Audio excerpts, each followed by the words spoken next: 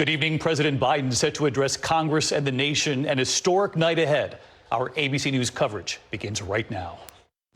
This is an ABC News special, The State of the Union.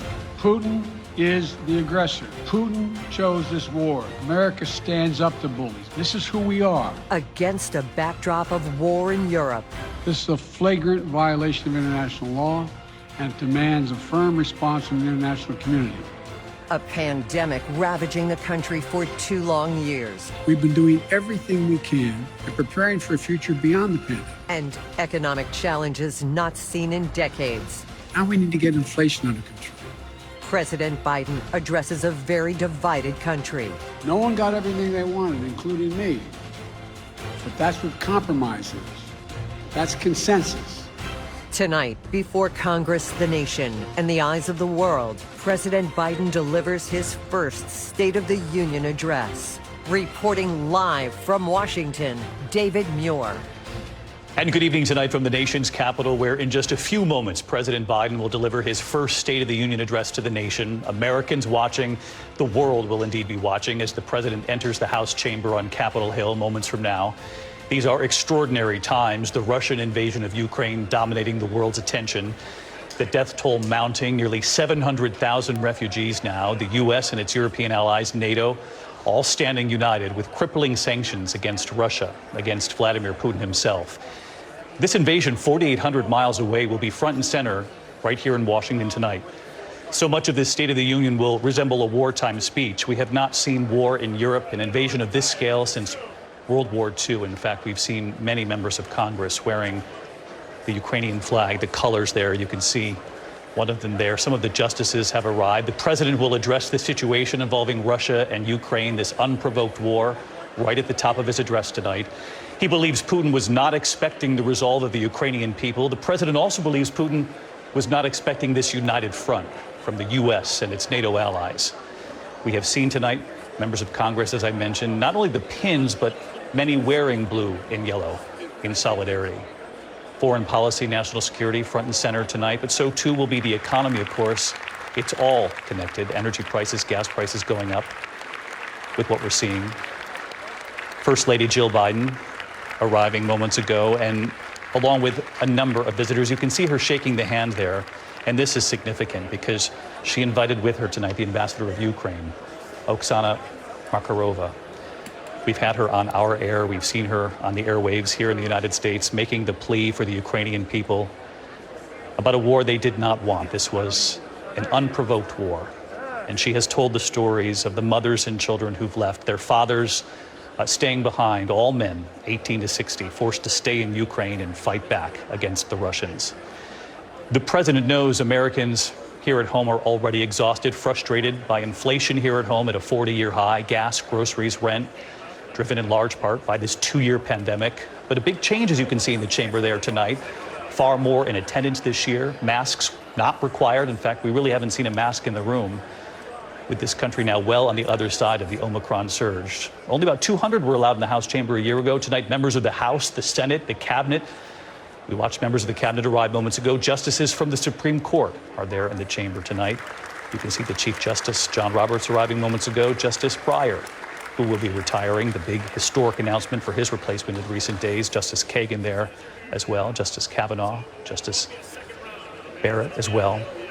The president will make the case on the virus tonight that we have the tools now, should there be another variant, and that we're entering a new chapter, one that we will live with in this country. He had long hoped that tonight's address would be a reset to get his agenda, his first term, back on track. But he speaks to a deeply divided nation. His approval rating just 37%, the lowest point of his presidency. And Mary Bruce, who's in the chamber tonight, we're watching as the Vice President Kamala Harris and the Speaker of the House, Nancy Pelosi, await the president's arrival.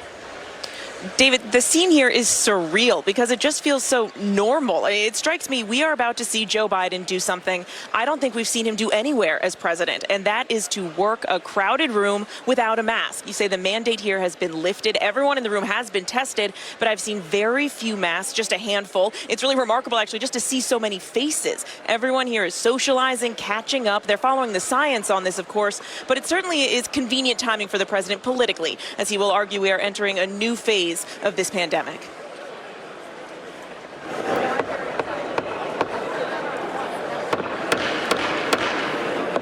Speaker, the President of the United States. House Sergeant at Arms announcing the president has arrived for his first State of the Union address. Of course, he addressed a joint session of Congress a year ago after being elected, but this is his first State of the Union, and it is a tall order. Cecilia Vega, our chief White House correspondent, watching this with me. The president has a lot to talk about tonight, not only abroad, but what Americans have been facing here at home. And that is going to be a big part of his message. He's going to be talking about inflation. He will mention that word directly. He will lay out some of his plan to try to combat this. But, David, as we've been talking about this week and tonight particularly, he is going to start this speech with Russia. He's had to revise it a number of times, given the current climate that we are seeing in Ukraine right now. You mentioned it, that they wanted this to be a reset. And the reality is it's not necessarily going to be a reset for him right now. He's got to address these current events. He's going to call out Putin by name, saying that he underestimated NATO. He's going to rally these allies around sanctions again and really lay out this theme of democracy versus autocracy. He's got to do this delicate dance, though, of hitting that war in Europe, making it relatable to Americans at home, remind them how this is going to hurt their bottom line and what he's going to do to try to avoid that as much as possible. Part of the strategy against Vladimir Putin has been laying out as much U.S. intelligence as possible, as you know, Cecilia. And so many Americans have followed this for weeks now, along with the rest of the world. And John Carl, it's hard not to underscore that this is something we haven't seen in Europe since World War II. David, tonight has the feel of a wartime speech. There is a massacre unfolding in the heart of Europe, a massacre being perpetuated by a country that has thousands of nuclear weapons aimed at the United States.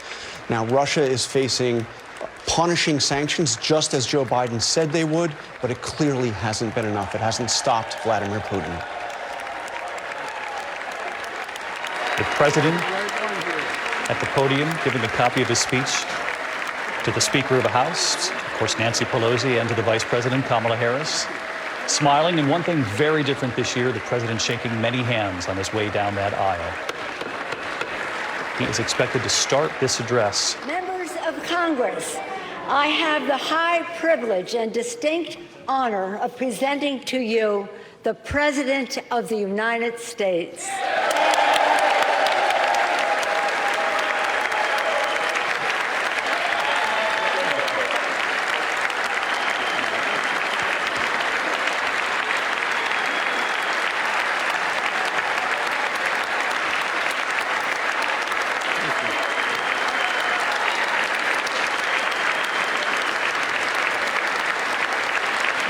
Thank you.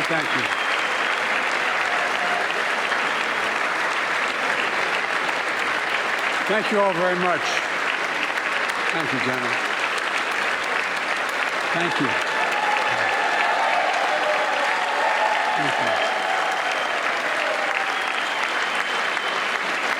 Thank you all very, very much. Thank you. Please. Thank you so much.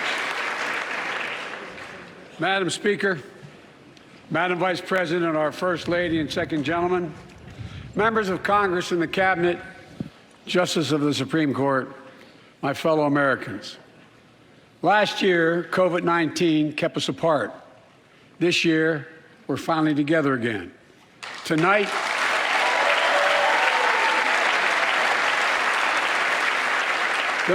we meet as Democrats, Republicans, and Independents, but most importantly, as Americans, with the duty to one another, to America, to the American people, to the Constitution, and an unwavering resolve that freedom will always triumph over tyranny. Thank you.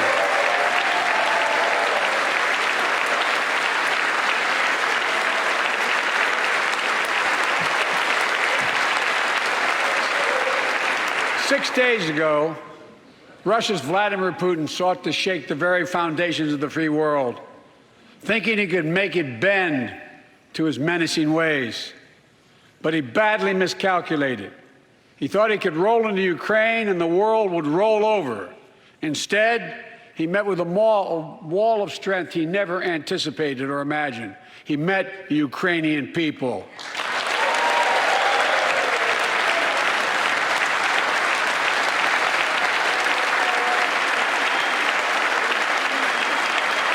President Zelensky, to every Ukrainian, their fearlessness, their courage, their determination literally inspires the world.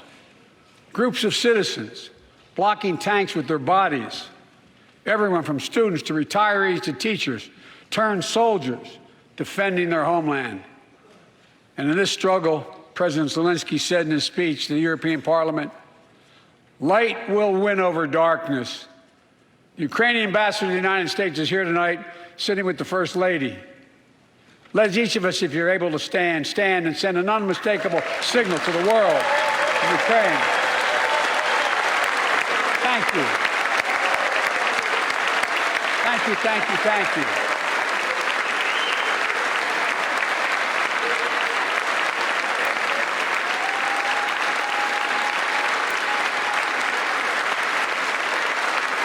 She's bright, she's strong, and she's resolved.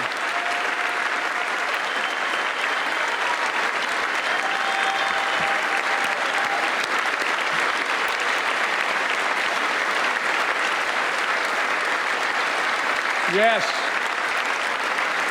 we, the United States of America, stand with the Ukrainian people. Throughout our history, we've learned this lesson. When dictators do not pay a price for their aggression, they cause more chaos. They keep moving, and the cost, the threats to America and America to the world keeps rising. That's why the NATO alliance was created, to secure peace and stability in Europe after World War II. The United States is a member, along with 29 other nations. It matters. American diplomacy matters. American resolve matters. Putin's latest attack on Ukraine was premeditated and totally unprovoked. He rejected repeated efforts at diplomacy. He thought the West and NATO wouldn't respond.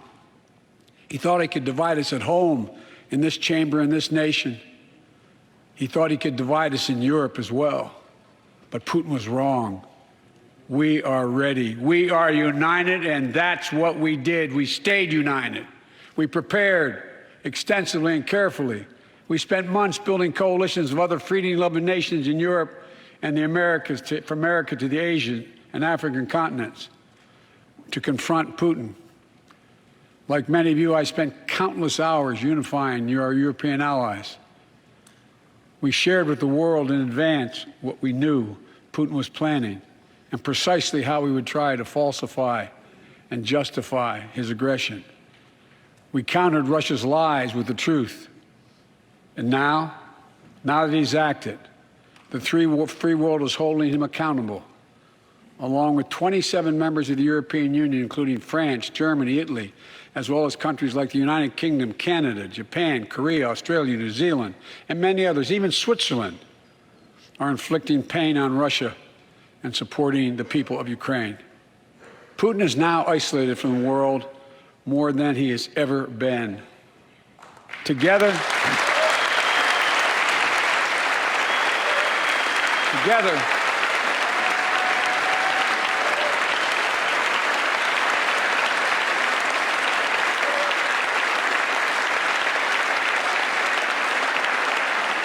along with our allies, we are right now enforcing powerful economic sanctions.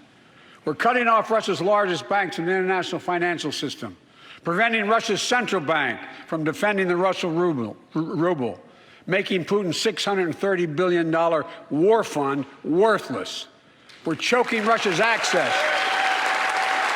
To technology that will sap its economic strength and weaken its military for years to come. Tonight, I say to the Russian oligarchs and the corrupt leaders who bilked billions of dollars off this violent regime, no more. The United States, I mean it.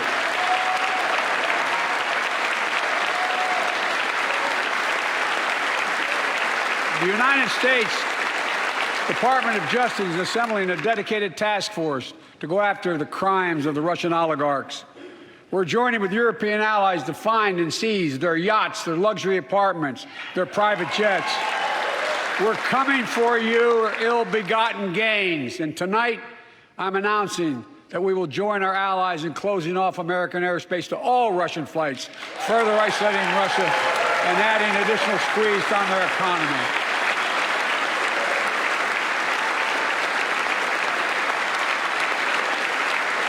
He has no idea what's coming.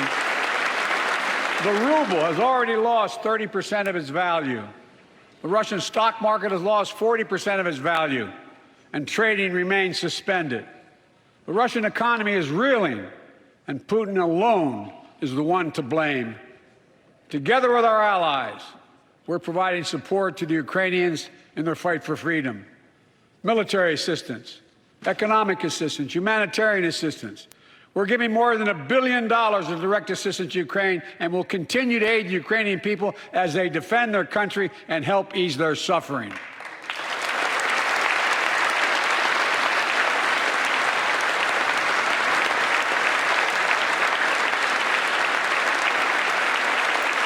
But let me be clear, our forces are not engaged and will not engage in the conflict with Russian forces in Ukraine. Our forces are not going to Europe to fight Ukraine, but to defend our NATO allies in the event that Putin decides to keep moving west. For that purpose, we have mobilized American ground forces, air squadrons, ship deployments to protect NATO countries including Poland, Romania, Latvia, Lithuania, and Estonia. And as I've made crystal clear, the United States and our allies will defend every inch of territory that is NATO territory with the full force of our collective power. Every single inch.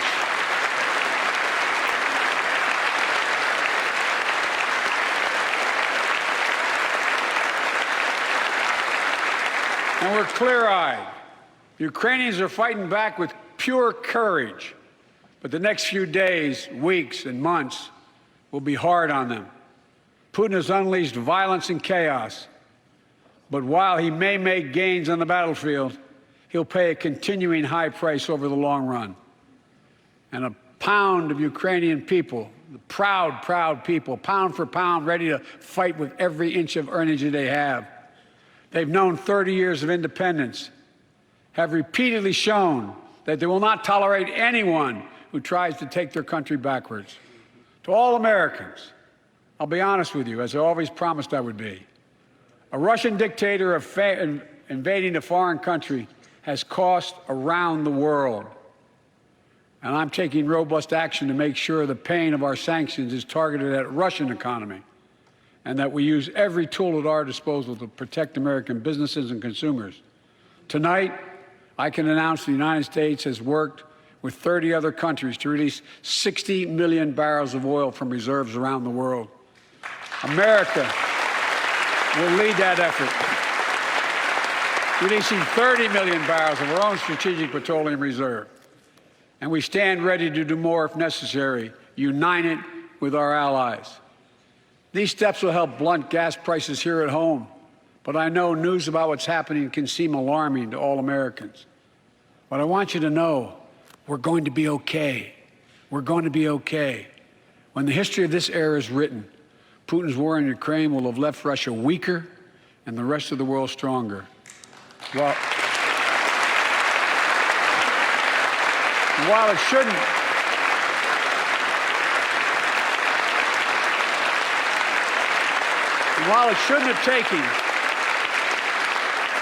have taken something so terrible for people around the world to see what's at stake, now everyone sees it clearly. We see the unity among leaders of nations, a more unified Europe, a more unified West. We see unity among the people who are gathering in cities and large crowds around the world, even in Russia, to demonstrate their support for the people of Ukraine. In the battle between democracy and autocracies, democracies are rising to the moment, and the world is clearly choosing the side of peace and security. This is the real test, and it's going to take time. So let us continue to draw inspiration from the iron will of the Ukrainian people. To our fellow Ukrainian Americans who forged the deep bond that connects our two nations, we stand with you. We stand with you. Putin may circle Kyiv with tanks, but he'll never gain the hearts and souls of the Iranian people. He'll never extinguish their love of freedom. and he will never, never weaken the resolve of the free world.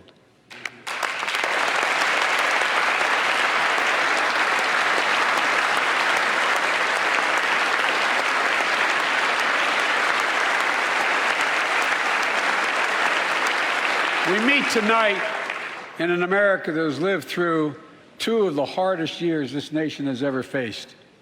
The pandemic has been punishing, and so many families are living paycheck to paycheck, struggling to keep up with the rising cost of food, gas, housing, and so much more. I understand, like many of you did. My dad had to leave his home in Scranton, Pennsylvania to find work. So like many of you, I grew up in a family when the price of food went up, it was felt throughout the family. It had an impact. That's when one of the first things I did as president was fight to pass the American Rescue Plan. Because people were hurting, we needed to act, and we did. Few pieces of legislation have done more at a critical moment in our history to lift us out of a crisis. It fueled our efforts to vaccinate the nation and combat COVID-19, delivered immediate economic relief to tens of millions of Americans. It helped put food on the table. Remember those long lines of cars waiting for hours just to get a box of food put in their trunk. It cut the cost of health care insurance. And as my dad used to say, it gave the people just a little bit of breathing room. Unlike the $2 trillion tax cut passed in the previous administration that benefited the top 1% of Americans, the American Rescue Plan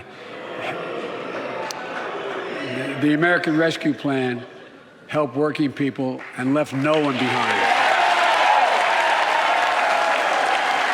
Folks,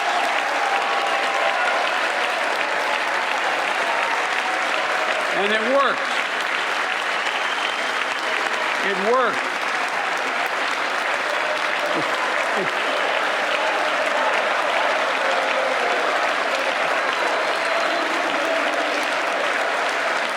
It worked. We created jobs, lots of jobs. In fact, our economy created over 6.5 million new jobs just last year. More jobs in 1 year than ever before in the history of the United States of America.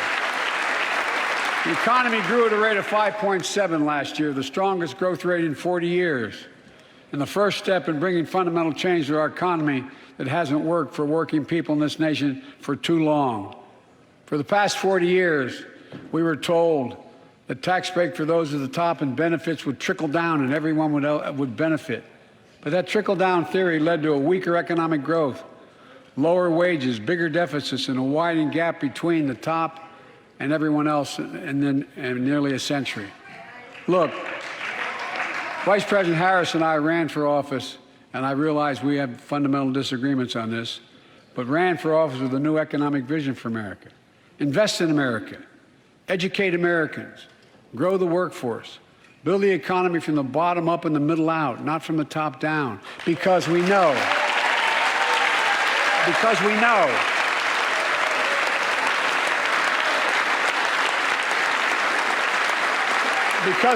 when the middle class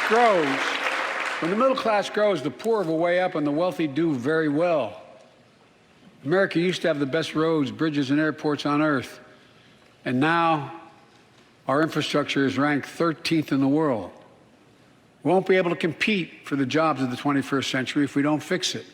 That's why it was so important to pass the bipartisan infrastructure law. And I thank my Republican friends who joined to invest and rebuild America,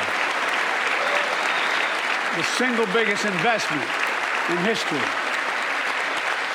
It was a bipartisan effort, and I want to thank the members of both parties who worked to make it happen. We're done talking about infrastructure weeks. We're now talking about an infrastructure decade. And look, it's going to transform America, to put us on a path to win the economic competition of the 21st century that we face with the rest of the world, particularly China. I've told Xi Jinping it's never been a good bet to bet against the American people. We'll create good jobs for millions of Americans, modernizing roads, airports, ports, waterways, all across America. And we'll do it to withstand the devastating effects of climate change and promote environmental justice. We'll build a national network of 500,000 electric vehicle charging stations. Begin to replace the poisonous lead pipes so every child, every American has clean water to drink at home and at school. We're going to provide affordable, high-speed internet for every American, rural, suburban, urban, and tribal communities. 4,000 projects have already been announced. Many of you have announced them in your districts. And tonight, I'm announcing that this year, we will start fixing over 65,000 miles of highway and 1,500 bridges in disrepair. And folks,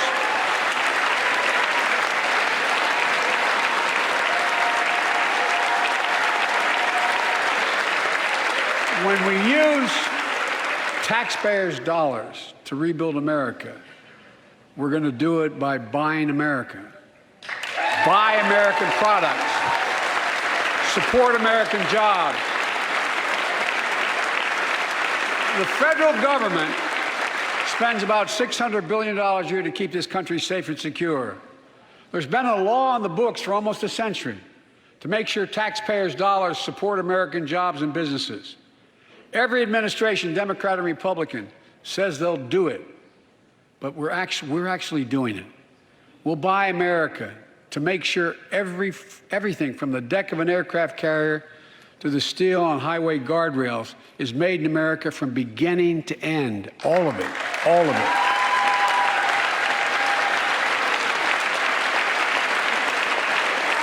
But folks, to compete for the jobs of the future, we also need a level playing field with China and other competitors. That's why it's so important to pass the Bipartisan Innovation Act sitting in Congress that will make record investments in emerging technologies and American manufacturing. We used to invest almost 2% of our GDP in research and development. We don't now. China is. Let me give you one example why it's so important to pass. If you travel 20 miles east of Columbus, Ohio, you'll find 1,000 empty acres of land. It won't look like much, but if you stop and look closely, you'll see a field of dreams, the ground on which America's future will be built. That's where Intel, the American company that helped build Silicon Valley, is going to build a $20 billion semiconductor megasite, up to 8 state-of-the-art factories in one place, 10,000 new jobs. And in those factories, the average job about $135,000 a year. Some of the most sophisticated manufacturing in the world to make computer chips the size of a fingertip, that power the world in everyday lives, from smartphones, technology, the internet, technology that's yet to be invented. But that's just the beginning. Intel CEO Pat Gelsinger, who is here tonight. I don't know where Pat is. Pat, there you go, Pat. Stand up.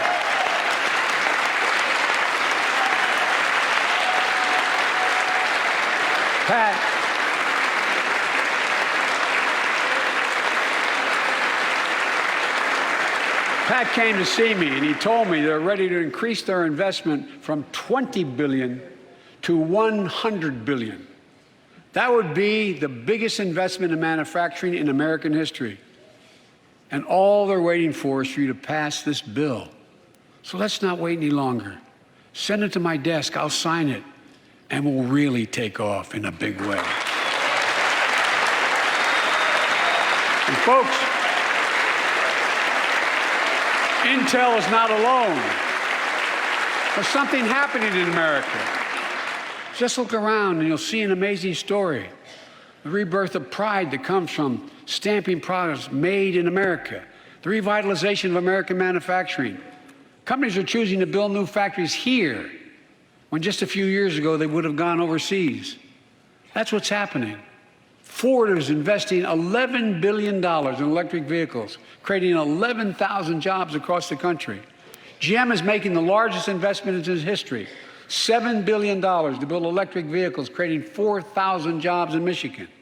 All told, 369,000 new manufacturing jobs were created in America last year alone. Folks,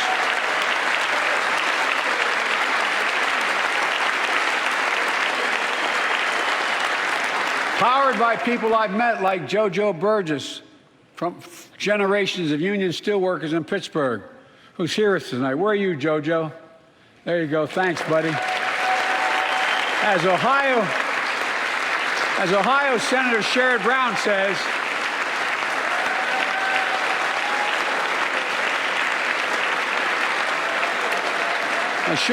says, it's time to bury the label Rust Belt. It's time to see what used to be called the Rust Belt become the home of a significant resurgence of manufacturing. And with all the bright spots in our economy, record job growth, higher wages, too many families are struggling to keep up with their bills. Inflation is robbing them of gains they thought otherwise they would be able to feel. I get it. That's why my top priority is getting prices under control. Look, our economy roared back faster than almost anyone predicted. But the pandemic meant that businesses had a hard time hiring enough people because of the pandemic to keep up production in their factories. So you didn't have people making those beams that went into buildings because they were out. The factory was closed. The panic also disrupted the global supply chain. Factories close. When that happens, it takes longer to make goods and get them to the warehouses, to the stores, and prices go up. Look at cars last year.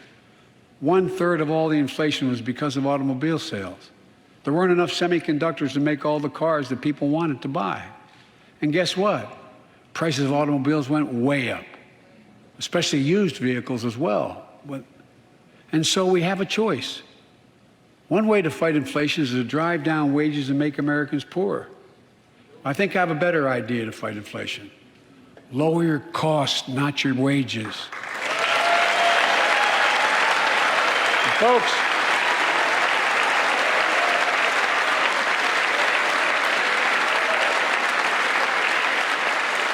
that means make more cars and semiconductors in America, more infrastructure and innovation in America, more goods moving faster and cheaper in America, more jobs where you can earn a good living in America.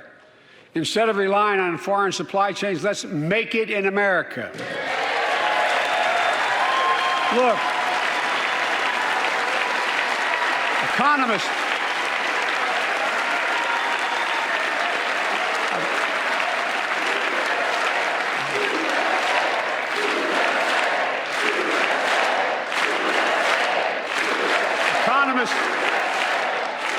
call this increasing the productive capacity of our economy.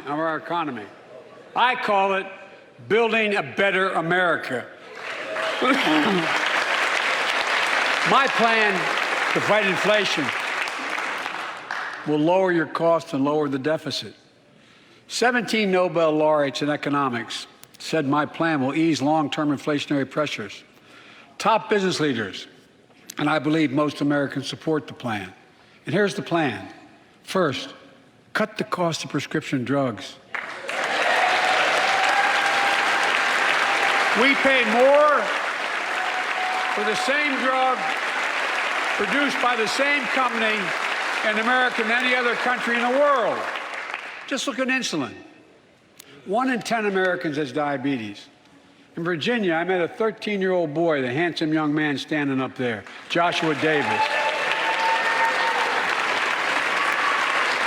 He and his dad both have type 1 diabetes, which means they need insulin every single day. Insulin costs about $10 a vial to make. That's what it costs the pharmaceutical company. But drug companies charge families like Joshua and his dad up to 30 times that amount. I spoke with Joshua's mom. Imagine what it's like to look at your child who needs insulin to stay healthy and have no idea how in God's name you're going to be able to pay for it. What it does to your family, but what it does to your dignity, your ability to look your child in the eye, to be the parent you expect yourself to be. I really mean to think about that. That's what I think about. You know, yesterday, Joshua's here tonight, but yesterday was his birthday. Happy birthday, buddy, by the way. For Joshua and 200,000 other young people with type 1 diabetes, let's cap the cost of insulin at $35 a month so everyone can afford it. And drug companies will do very, very well, their profit margin. While we're at it, I know we have great disagreements on this floor with this. Let's let Medicare negotiate the price of prescription drugs.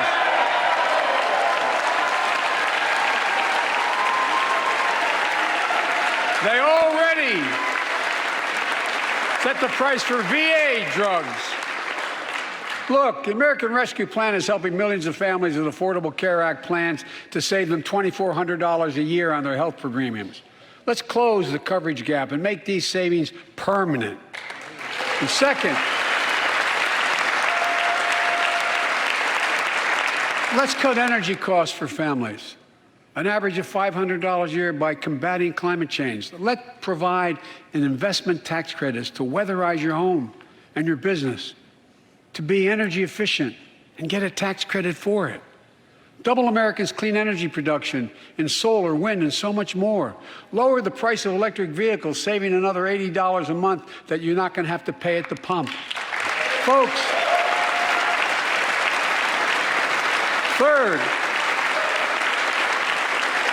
the third thing we can do to change the standard of living for hardworking folks is cut the cost of child care. Cut the cost of child care. Folks, if you live in a major city in America, you pay up to $14,000 a year for child care per child. I was a single dad for 5 years, raising 2 kids. I had a lot of help, though.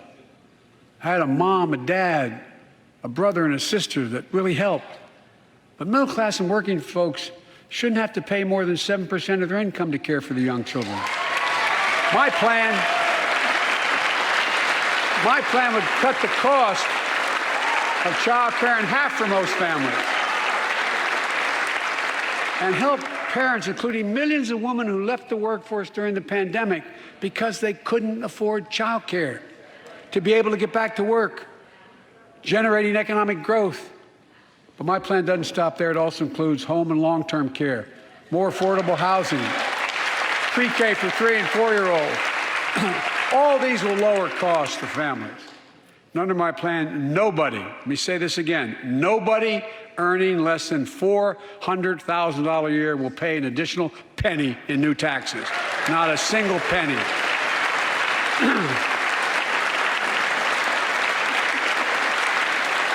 I may be wrong, but my guess is if we took a secret ballot in this floor, that we'd all agree that the present tax system ain't fair. We have to fix it. I'm not looking to punish anybody, but let's make corporations and wealthy Americans start paying their fair share. Look, last year,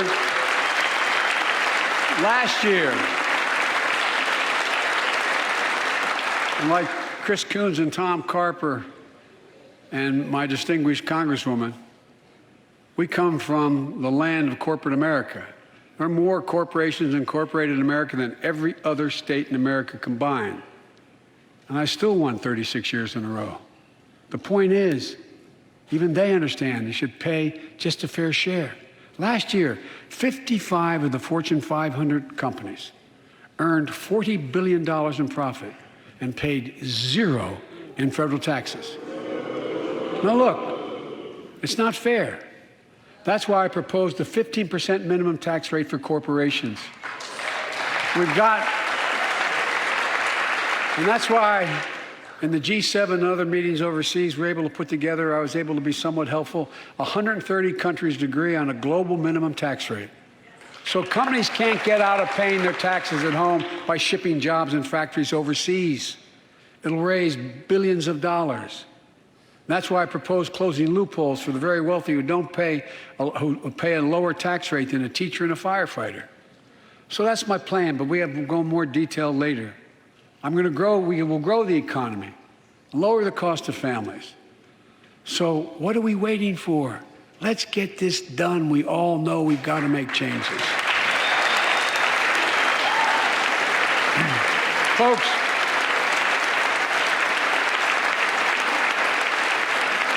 and while you're at it, confirm my nominees for the Federal Reserve, which plays a critical role in fighting inflation. My plan will not only lower costs and give families a fair shot, it will lower the deficit. The previous administration not only ballooned the deficit with those tax cuts for the very wealthy and corporations, it undermined the watchdogs, the job of those to keep pandemic relief funds being wasted. Remember we had those debates about whether or not those watchdogs should be able to see every day how much money was being spent, where was it going to the right place? But in my administration, the watchdogs are back. And we're going to go after the criminals who stole billions of relief money meant for small business and millions of Americans. And tonight, I'm announcing that the Justice Department will soon name a chief prosecutor for pandemic fraud.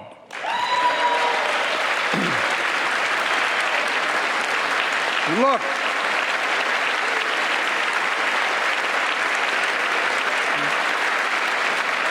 I think we all agree, thank you. By the end of this year, the deficit will be down to less than half of what it was before I took office.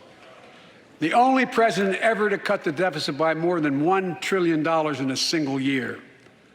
Lowering your cost also meant demanding more competition. I'm a capitalist, but capitalism without competition is not capitalism. Capitalism without competition is exploitation. It drives up profits. And corporations have to compete. Their profits go up and your prices go up when they don't have to compete. Small businesses and family farmers and ranchers, I need not tell some of my Republican friends from those states. Guess what? You got 4 basic meat packing facilities. That's it. You play with them or you don't get to play at all. And you pay a hell of a lot more. A hell of a lot more because there's only 4. See what's happening with ocean carriers and moving goods in and out of America. During the pandemic, about half a dozen or less foreign-owned companies raised prices by as much as 1,000% and made record profits. Tonight, I'm announcing a crackdown on those companies overcharging American businesses and consumers. And folks,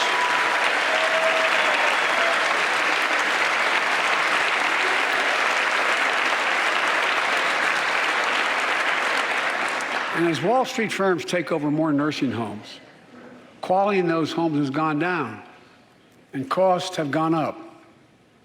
That ends on my watch. Medicare is going to set higher standards for nursing homes and make sure your loved ones get the care they deserve and that they inspect and they will look at closely. We're also going to cut costs to keep the economy going strong and giving workers a fair shot, provide more training and apprenticeships, hire them based on skills, not just their degrees. Let's pass the Paycheck Fairness Act and paid leave. Raise the minimum wage to $15 an hour and extend the child tax credit so no one has to raise a family in poverty. Let's increase Pell Grants, increase our historic support for HBCUs, and invest in what Jill, our First Lady who teaches full-time, calls America's best-kept secret, community colleges. Look, let's pass the PRO Act. When a majority of workers want to form a union, they shouldn't be able to be stopped. When we invest in our workers and we build an economy from the bottom up and the middle out together, we can do something we haven't done in a long time, build a better America. For more than 2 years, COVID has impacted every decision in our lives and the life of this nation. And I know you're tired, frustrated, and exhausted. That doesn't even count the close to 1 million people who sit at a dining room table or a kitchen table and look at an empty chair because they lost somebody. But I also know this, because of the progress we've made, because of your resilience and the tools that we have been provided by this Congress, tonight I can say we're moving forward safely back to more normal routines. We've reached a new moment in the fight against COVID-19, where severe cases are down to a level not seen since July of last year. Just a few days ago, the Center for Disease Control and Prevention issued a new mask guidelines. Under the new guidelines, most Americans and most of the country can now go mask-free. And based on projections, more of the country will reach a point across the next couple of weeks. And thanks to the progress we've made in the past year, COVID-19 no longer need control our lives. I know some are talking about living with COVID-19, but tonight I say that we never will just accept living with COVID-19. We'll continue to combat the virus as we do other diseases. And because this virus mutates and spreads, we have to stay on guard. And here are 4 common sense steps as we move forward safely, in my view. First, stay protected with vaccines and treatments. We know how incredibly effective vaccines are. If you're vaccinated and boosted, you have the highest degree of protection. We'll never give up on vaccinating more Americans. Now, I know parents with kids under 5 are eager to see their vaccines authorized for their children. Scientists are working hard to get that done. We'll be ready with plenty of vaccines if and when they do. We're all ready. We are also ready with antiviral treatments. If you get COVID-19, the Pfizer pill reduces your chances of ending up in the hospital by 90%. I've ordered more pills than anyone in the world has. Pfizer is working overtime to get us 1 million pills this month and more than double that next month. And now we're launching the Test to Treat initiative, so people can get tested at a pharmacy, and if they prove positive, receive the antiviral pills on the spot at no cost. Folks, if you're immunocompromised or have some other vulnerability, we have treatments and free high-quality masks. We're leaving no one behind or ignoring anyone's needs as we move forward. On testing, we've made hundreds of millions of tests available, and you can order them for free to your doorstep. And we've already ordered free tests. If you already ordered free tests tonight, I'm announcing you can order another group of tests. Go to covidtest.gov starting next week, and you can get more tests. Second, we must prepare for new variants. Over the past, we've gotten much better at detecting new variants. If necessary, we'll be able to develop new vaccines within 100 days instead of maybe months or years. And if Congress provides the funds we need, we'll have new stockpiles of tests, masks, pills ready if needed. I can't promise a new variant won't come, but I can promise you we'll do everything within our power to be ready if it does. Third,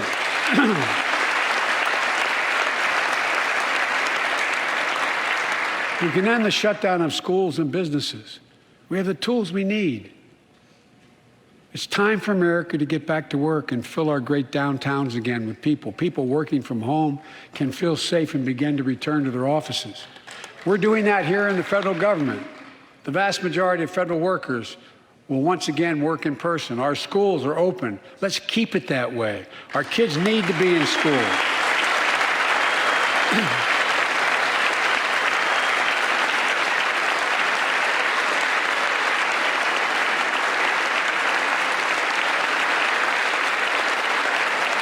With 75% of adult Americans fully vaccinated and hospitalizations down by 77%, most Americans can remove their masks and stay in the classroom and move forward safely. We achieved this because we provided free vaccines, treatments, tests, and masks. Of course, continuing this costs money, so I'll not surprise you. I'll be back to see you all. And I'm going to soon send a request to Congress. The vast majority of Americans have used these tools and may want again. We may need them again, so I expect Congress, and I hope you'll pass that quickly. Fourth, we'll continue vaccinating the world. We've sent 475 million vaccine doses to 112 countries, more than any nation on earth. We won't stop. Because you can't build a wall high enough to keep out a vaccine. The vaccine can stop the spread of these diseases. You know, we've lost so much in COVID-19. Time with one another. The worst of all, the loss of life. Let's use this moment to reset. So stop looking at COVID as a partisan dividing line.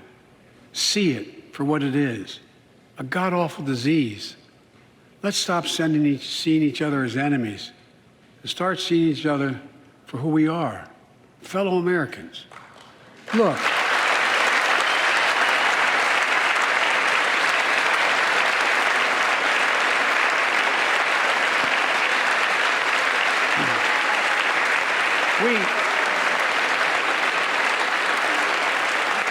we can't change how divided we've been. It was a long time in coming.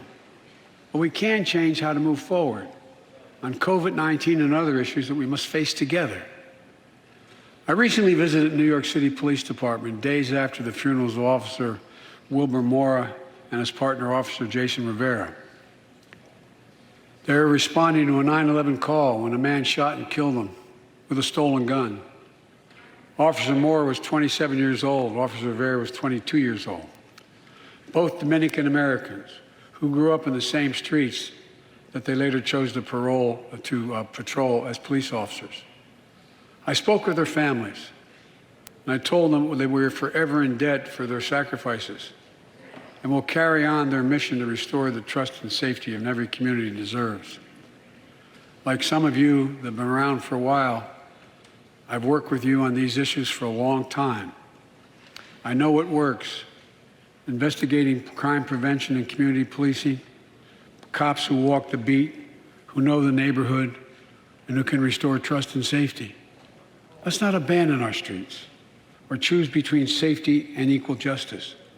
Let's come together and protect our communities, restore trust, and hold law enforcement accountable. That's why the Justice Department has required body cameras, banned chokeholds, and restricted no-knock warrants for its officers. That's why the American Rescue Plan that you all provided $350 billion that cities, states, and counties can use to hire more police, invest in more proven strategies.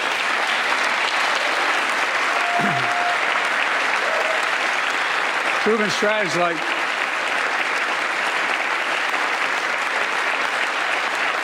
strategies like community violence interruption, trusted messengers, breaking the cycle of violence and trauma, and giving young people some hope. We should all agree the answer is not to defund the police. It's to fund the police. Fund them. Fund them.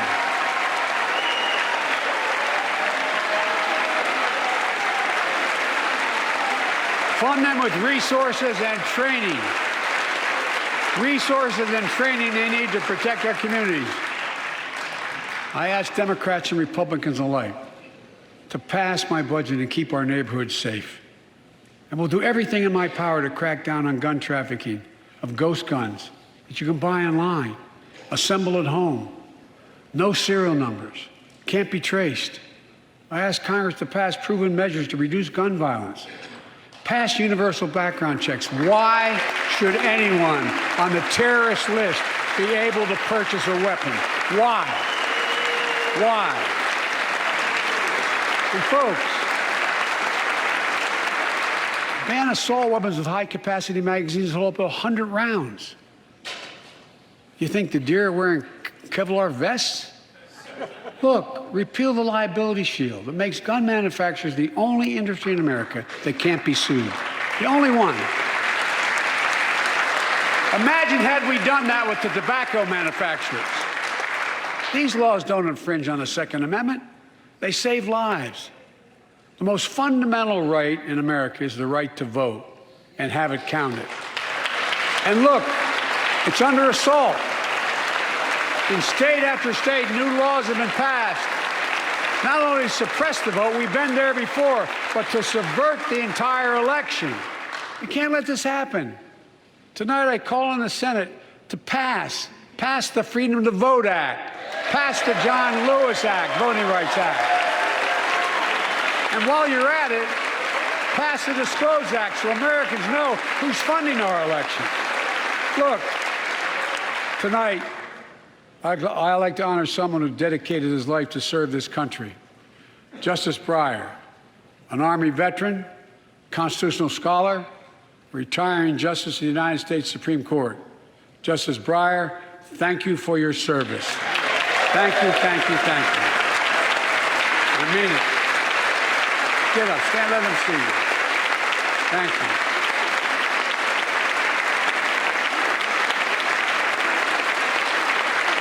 And we all know, no matter what your ideology, we all know one of the most serious constitutional responsibility a president has is nominating someone to serve on the United States Supreme Court.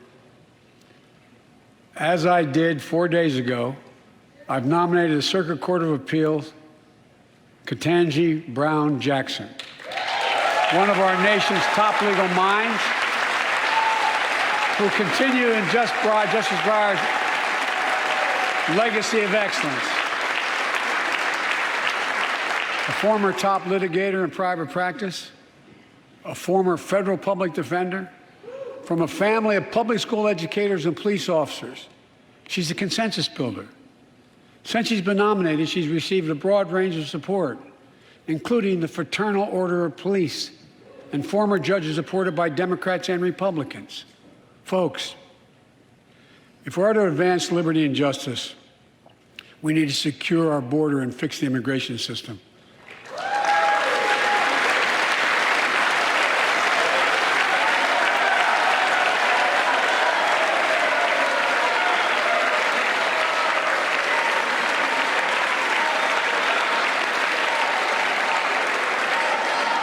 And as you might guess, I think we can do both. At our border, we've installed new technology like cutting-edge scanners to better detect drug smuggling. We've set up joint patrols with Mexico and Guatemala to catch more human traffickers. We're putting in place dedicated immigration judges in a significant larger number so families fleeing persecution and violence can have their cases heard faster, and those who don't legitimately hear can be sent back. We're screening, we're securing commitments and supporting partners in South and Central America to host more refugees and secure their own borders. We can do all this while keeping lit the torch of liberty that has led a generation of immigrants to this land, my forebears and many of yours. Provide a pathway to citizenship for dreamers, those with temporary status, farm workers, essential workers. Revise our laws so businesses have workers they need and families don't wait decades to reunite. It's not only the right thing to do, it's economically smart thing to do. That's why the immigration reform is supported by everyone from labor unions to religious leaders to the U.S. Chamber of Commerce. Let's get it done once and for all. Folks,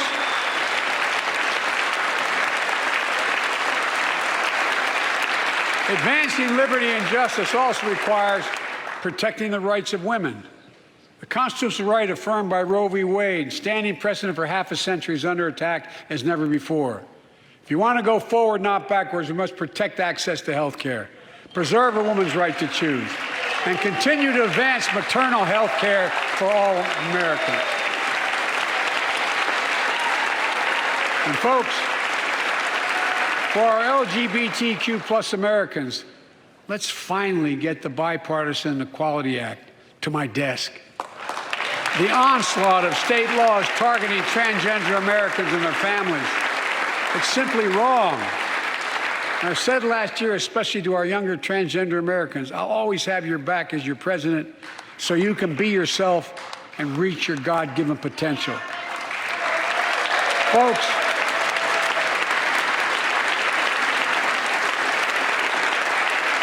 as I've just demonstrated, while it often appears we do not agree, and that we do agree on a lot more things than we acknowledge.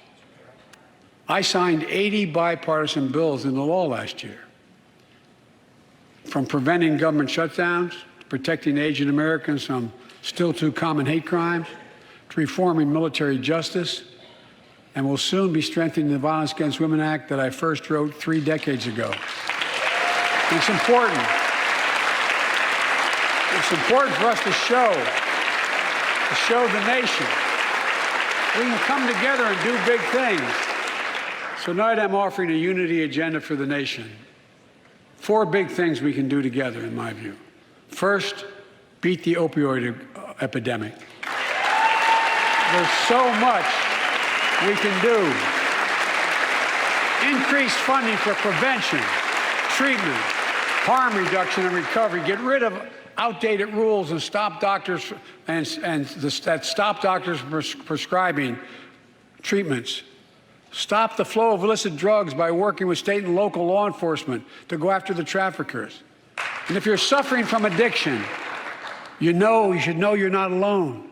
I believe in recovery, and I celebrate the 23 million Americans in recovery. Second, let's take on mental health, especially among our children whose lives and education have been turned upside down. The American Rescue Plan gave schools money to hire teachers and help students make up for lost learning. I urge every parent to make sure your school does just that. They have the money. We can all play a part. Sign up to be a tutor or a mentor. Children were also struggling before the pandemic: bullying, violence, trauma, and the harms of social media. As Frances Haugen, who is here tonight with us, has shown, we must hold social media platforms accountable for the national experiment they're conducting on our children for profit.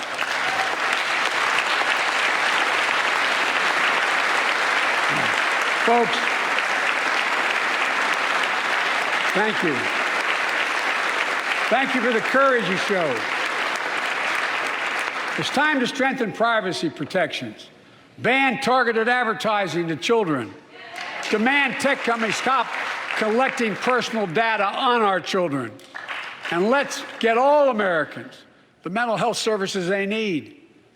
More people can turn for help and full parity between physical and mental health care if we treat it that way in our insurance. Look,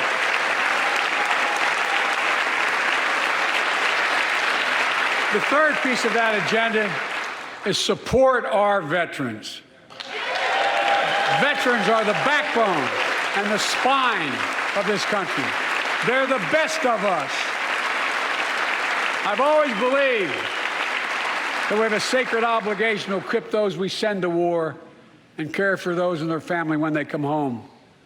My administration is providing assistance in job training, housing, and now helping lower-income veterans get VA care debt-free. And our troops in Iraq and Afghanistan have faced many dangers, one being stationed at bases breathing in toxic smoke from burn pits. Many of you have been there. I've been in and out of Iraq and Afghanistan over 40 times. These burn pits that incinerate waste, the waste of war, medical and hazardous material, jet fuel, and so much more. And they come home, many of the world's fittest and best trained warriors in the world. Never the same. Headaches, numbness, dizziness. A cancer that would put them in a flag-draped coffin. I know. One of those soldiers was my son, Major Bo Biden. I don't know for sure if the burn pit that he lived near, that his hooch was near in Iraq and earlier than that in Kosovo, is the cause of his brain cancer, the disease of so many other troops. But I am committed to find out everything we can, committed to military families like Danielle Robinson from Ohio, the widow of Sergeant First Class Heath Robinson. He was born a soldier, Army National Guard, combat medic in Kosovo and Iraq, stationed near Baghdad, just yards from burn pits the size of football fields. Danielle is here with us tonight. They loved going to Ohio State football games.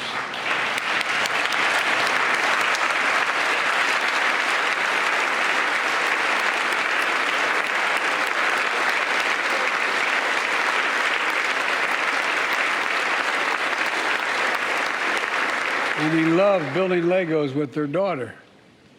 But cancer from prolonged exposure to burn pits ravaged Heath's lungs and body. Danielle says Heath was a fighter to the very end. He didn't know how to stop fighting, and neither did she. Through her pain, she found purpose to demand that we do better. Tonight, Danielle, we are going to do better. The VA is pioneering new ways of linking toxic exposure to disease, already helping more veterans get benefits. And tonight, I'm announcing we're expanding eligibility to veterans suffering from 9 respiratory cancers. I'm also calling on Congress to pass a law to make sure veterans devastated by toxic exposure in Iraq and Afghanistan finally get the benefits and the comprehensive health care they deserve.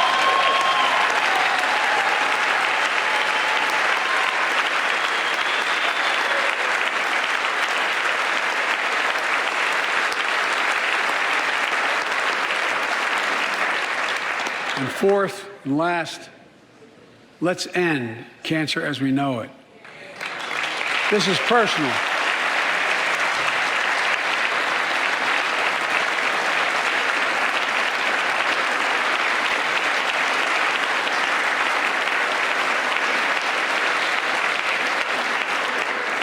This is personal to me and to Jill and to Kamala and so many of you.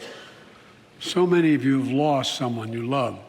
Husband, wife, son, daughter, mom, dad. Cancer is the #2 cause of death in America, second only to heart disease. Last month, I announced the plan to supercharge the cancer moonshot that President Obama asked me to lead 6 years ago.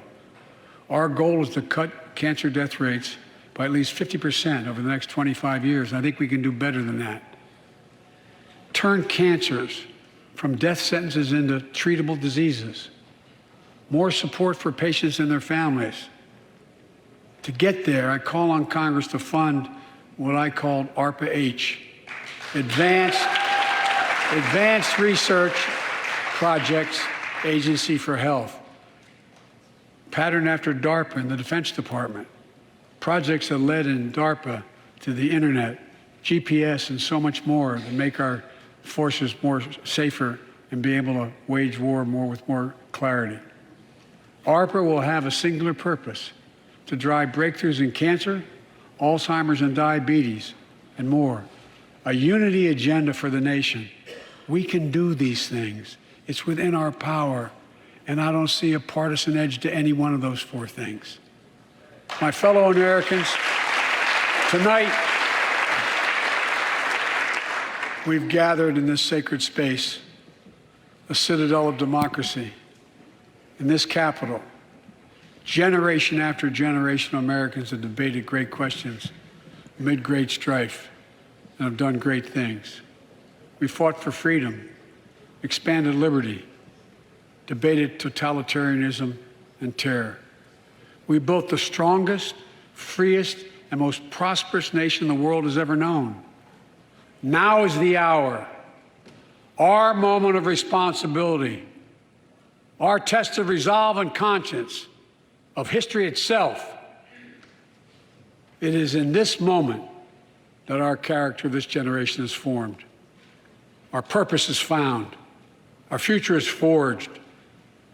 Well, I know this nation. We'll meet the test, protect freedom and liberty, expand fairness and opportunity, and we will save democracy. As hard as those times have been, I'm more optimistic about America today than I've been my whole life, because I see the future that's within our grasp, because I know there's simply nothing beyond our capacity.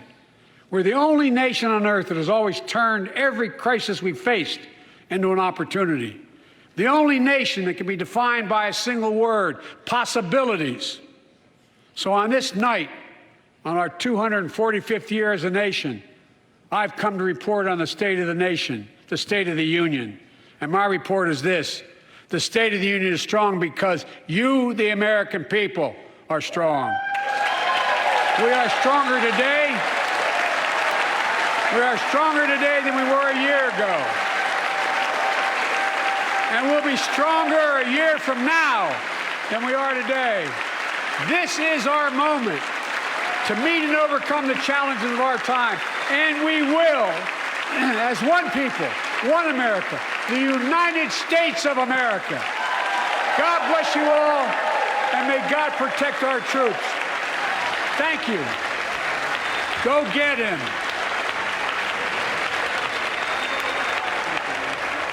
There you have it, President Biden, his first State of the Union address, about an hour and 2 minutes long. He had a lot to cover tonight.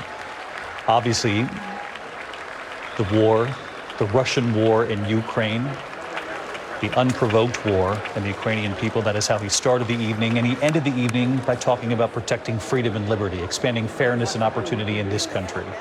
He talked about the state of this nation being strong because the American people are strong, Republicans and Democrats standing up in the room, applauding that notion.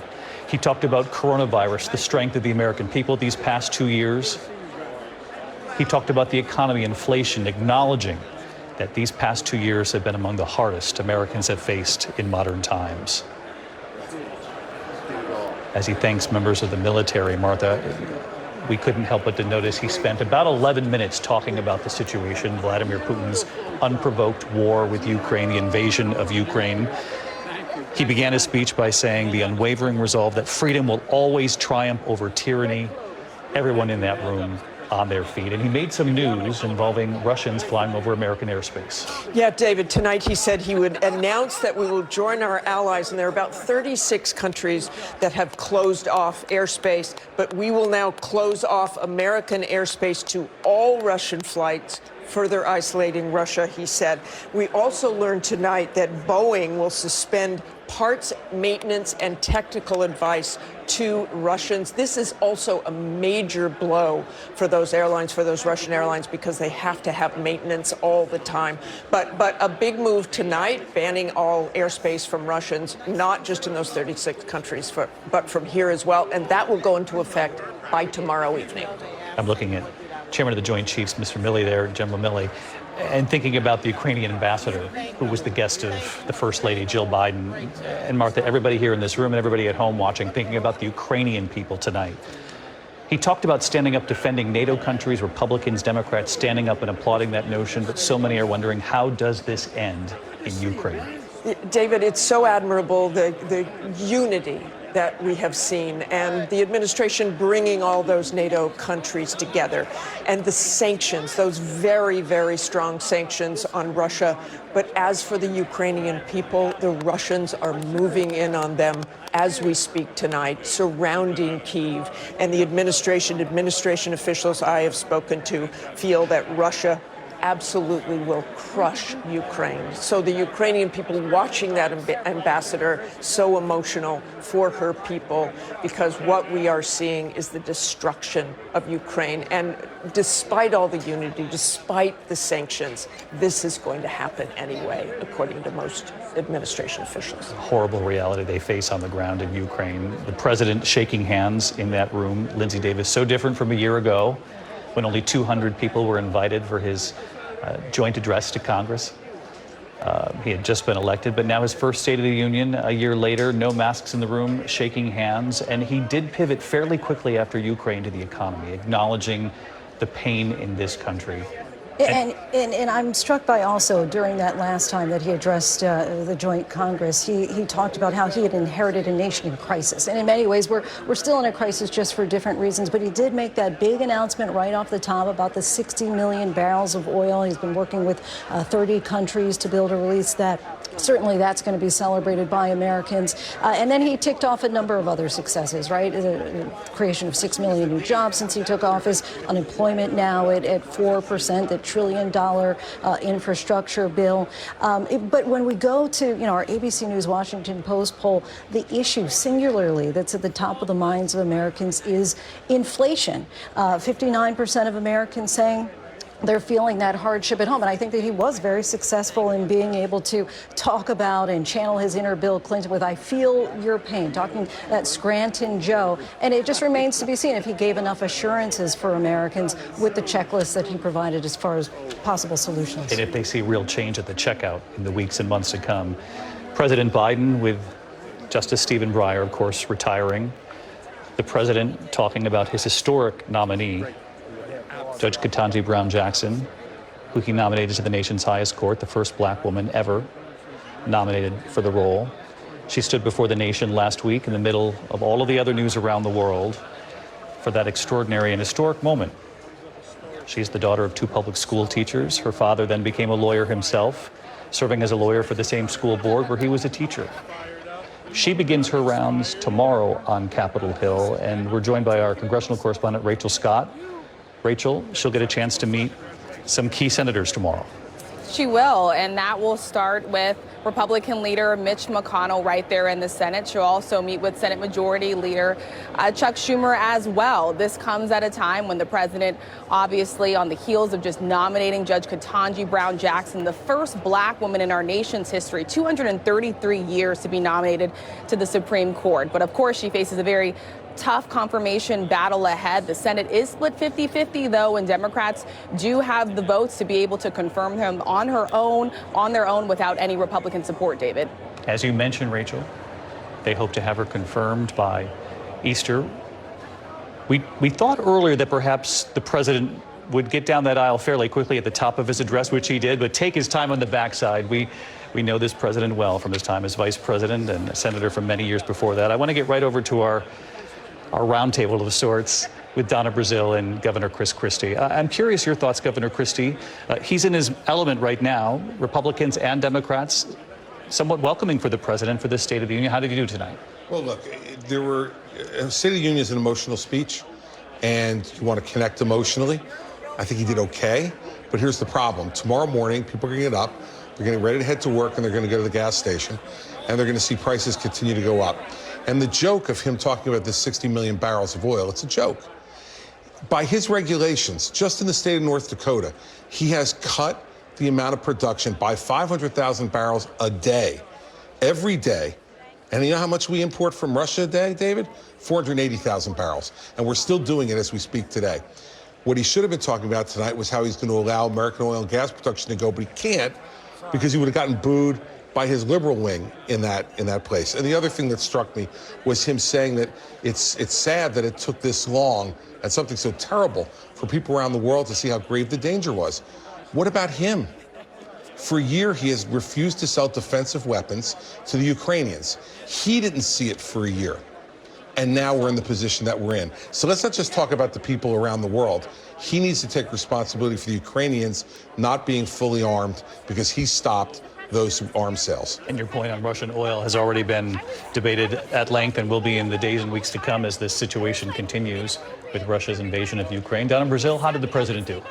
I thought he did very well. Look, the eyes of the world was looking at Joe Biden tonight. They were looking to see if the president could personify leadership, not only in unifying the world behind the actions that we're taking with regards to Russia, but also he projected leadership in this country around Ukraine. The president was able to transition to some of the areas that he's had some difficulties in Congress and passing, but more importantly, he didn't spend a lot of time saying, I did this and I'm going to do that. He spent a lot of time saying to the American people, we're going to invest in your future. We're going to get back to normal. This is what normal should look like and feel like. I thought the president gave a very optimistic speech. We know there is more work ahead, but you know what? Knowing Joe Biden, look at him. He is still shaking hands. He is ready to roll up his sleeve and get back to work tomorrow, delivering for the American people. So I thought he met the challenge tonight. You had said he has to find some way to be hopeful tonight, given everything the American people have been dealing with. And Donna Brazile says that is, in fact, what he has done. Let's get to Mary Bruce, who's in the chamber. And Mary, you were reporting in, Donna Brazile mentioned that the president talked about some of his challenges, his legislative challenges in this first year. One of the people who stood in the way, Senator Joe Manchin, and you took note of where he was sitting in the chamber. Yeah, really interesting, David. Joe Manchin was sitting amongst Republicans, one of the few Democrats, in fact, the only Democrat I noticed to be sitting across the aisle. Of course, the Democrat from West Virginia has scuttled much of Biden's agenda so far, and it was interesting. He did stand and applaud the president's proposals, even as he was sitting with Republicans. Perhaps a glimmer of hope that they may be able to do some of this piecemeal, but it is striking, I think, that unlike most State of the Union addresses, the president didn't outline any big new policy push. We didn't even, in fact, hear him utter the words, Build Back Better. better. That's the name of his big social spending plan. He did tick through his wish list, but David Biden knows the political reality in this chamber. Much of his agenda isn't likely to go anywhere before the midterms. But I do have to tell you, we have now heard back from Manchin's team. They say that he wanted to sit across the aisle to remind the American people in the world that bipartisanship works and is alive and well in the U.S. Senate, even if we haven't seen much of it at work so far during the Biden administration. Something else we haven't seen much of, Mary, is this face-to-face connection with the president and anyone outside of the chamber as well these last 2 years, given the pandemic we have all been living through. The president has spent a lot of time in this room, Cecilia Vega, after marking this turning point for the country on the coronavirus pandemic and making some news on that front as well. He did, David, a couple of points here. He says that soon Americans will be able to order more free COVID tests from the government, 1 billion of those that they have ordered. But also the really big headline tonight, this test to treat that the administration is unveiling. They're saying you can get a COVID test at a pharmacy, and if you are positive at that pharmacy, you can then pick up one of these antiviral pills at no cost. They have an incoming shipment. They're working closely with Pfizer to get more of those antiviral pills there.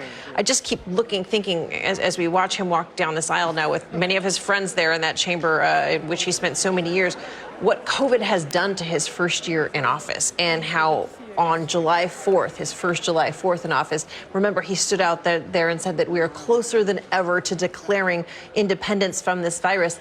And then we saw Delta, and then we saw Omicron, and masks were on and masks were off. And today he is there in this chamber saying that kids are back in school. We're about to hit this point in the country where most of the country will be able to take off their masks. And he's talking about it in a partisan way, saying we have been partisan. We don't have to be partisan on this anymore. So a little bit of hope. And frankly, he really thread that needle in addressing Americans' frustration. And they are overwhelmingly frustrated with him and the situation with COVID, saying, we know you're tired. We know you're frustrated. We know you're exhausted. I feel your pain as the president there. I think it's a really important point, Cecilia. The president trying to make the case that we should be divided no longer when it comes to the pandemic, arguing that all of our school children should be back in school.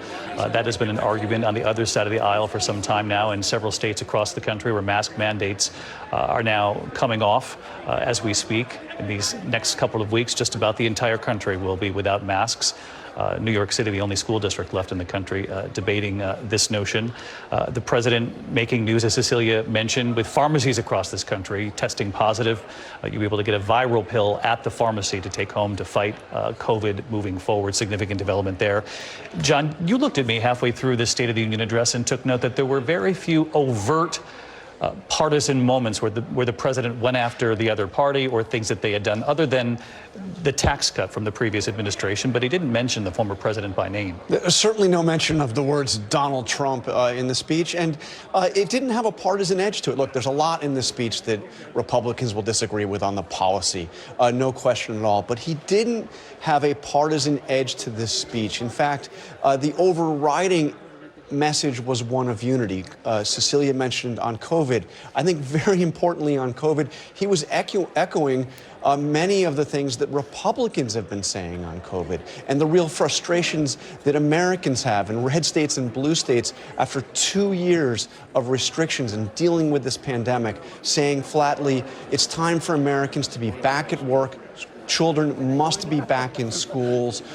We are turning the page. He's promised we'll be prepared if there are more variants, but the message he was echoing there was one that was intended, I think, as much to speak to Republicans as to anybody else. You're watching ABC News Live coverage of the State of the Union, the first for President Biden, marking his first year in office.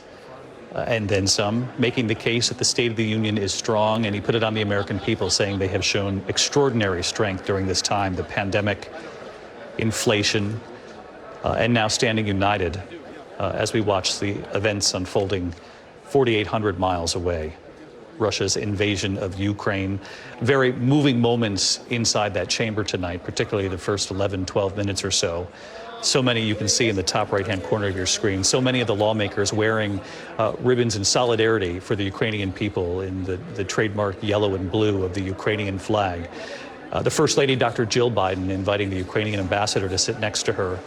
There were two moments where she stood up to applause from the chamber. You could see the emotion on her face, that ambassador. and yet the reality on the ground that Martha spoke of earlier, this column of armored vehicles, more than 40 miles long, headed toward the capital of Kyiv. And her sources telling her that U.S. intelligence believes that Russia has no plans to pull back from its effort. We should mention that any moment here, we're going to be getting the Republican response to the president's State of the Union from a rising star in the Republican Party. The governor of Iowa, Kim Reynolds, is standing by in Des Moines. We're going to learn more about her. She has led the way in her own state when it comes to getting kids back into school early on, talking about masks coming off and other issues of the sort. We'll talk about why the Republican Party thinks that she is a rising star. And Mary Bruce, it would seem the president reveling in this moment, being able to interact with Democrats and Republicans face to face again. Good luck to anyone trying to get President Biden out of this chamber right now. This is something that we certainly do not see and haven't seen much of in this administration. Biden has had very few opportunities to come up and interact, even with members of his own party like this. Right now I'm looking at him taking what appears to be maybe a selfie with some members.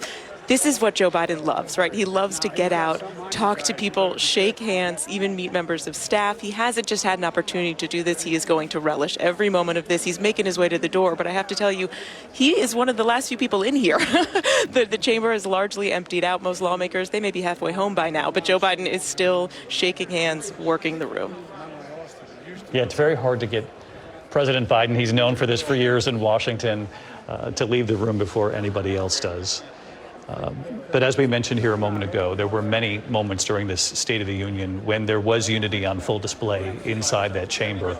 I want to get to Rachel Scott, who covers Congress for us, because, Rachel, again, the reality is back front and center first thing tomorrow. This is a midterm election year, and Republicans and Democrats are fully aware of the fights that Democrats face right now, given the polling we've seen as they head into the midterms.